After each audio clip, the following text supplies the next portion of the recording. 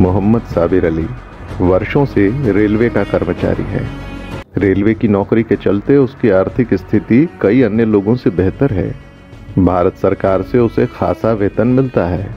घर की लगभग सारी जरूरतें पूरी होती हैं। रेलवे विभाग के अन्य कर्मचारी भी उसके साथ सामान्य से अच्छा व्यवहार रखते हैं। कई बार तो धर्मनिरपेक्ष विचारों के चलते उसे हिंदुओं से ज्यादा तवज्जो मिलती है। कुल मिलाकर लाइफ सेट है। लेकिन कोई नहीं जानता कि साबिर बहुत गुस्से में है। गाजा में मुसलमानों पर अत्याचार हो रहे हैं। म्यांमार में भी मुसलमानों को मार मार कर भगाया जा रहा है। चीन अपने शिनजियांग प्रांत में मुस्लिमों का दलन कर रहा है। पाकिस्तान और बांग्लादेश जैसे मुस्लिम देशों पर भी तो अमेरिका दबाव डालता है।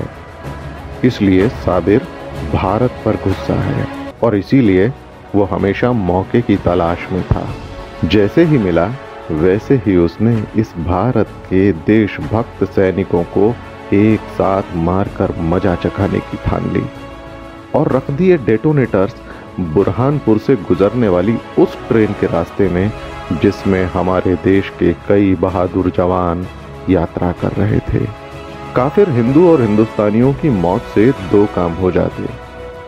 एक तो बदला पूरा होता, कलेजे को ठंडक पहुंचती, और दूसरा जन्नत का रास्ता भी साफ हो जाता। यही है भारत में चल रहे रेल जिहाद के पीछे का रसायन शास्त्र। साबिर अली कोई व्यक्ति नहीं, एक पूरी मानसिकता है। लगभग सभी दूर कई रूपों में यह दिखाई देता है। कहीं पर साबिर रेलवे की पटरियों पर भारी लोहे का सामान रख रहा है, तो कहीं सिलेंडर से ट्रेन उड़ाने की जुगत में है। कहीं यही साबिर हिंदुओं के खाने पीने की वस्तुओं में थूक रहा है, तो कहीं अपनी पेशाब मिलाकर पानी पूरी बेच रहा है। वक्फ के घोड़े पर सवार होकर लैंड जिहाद करने वाला भी यही साबिर है। और काफिर हिंदू लड़कियों को मुसलमान बनाने के लिए लव जिहाद करने वाला भी वही है।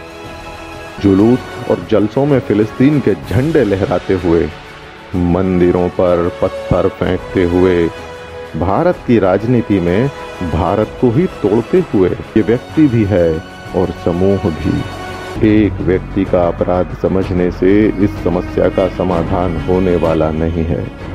समस्याएं मूल पर प्रहार करने से ही जाती हैं, अन्यथा सारे इलाज व्यर्थ होते हैं।